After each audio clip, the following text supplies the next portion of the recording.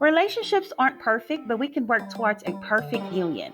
Here are three quick tips to restore your relationship on Valentine's Day. Find some commonality. There are issues that are personally important to each person in the relationship and should be recognized by both parties as valid. When each person in the relationship addresses the commonality within those personal issues, a more stable and clear communication can take place. Number two, set the mood. Valentine's Day is a great day to communicate feelings to your partner because it is essentially the day of love.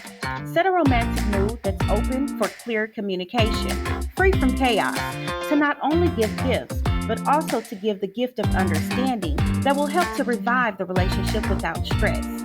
Now, before we get to the third quick tip of restoring your relationship on Valentine's Day, please like this video and don't forget to subscribe to this channel. Share it with your friends. Visit us at marieroyals.com for your Valentine's Day gifts and gourmet coffee. Now, here's number three. Communicate with an open heart and mind. There are always going to be issues that you may not agree with as a couple, but learn how to agree to disagree and communicate with open hearts and minds.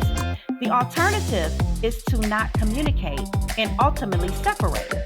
Don't throw your relationship away when you can restore it. Know your worth and respect your partner's worth as well. Remember, you have to love yourself first to give love because a raw mindset starts with self.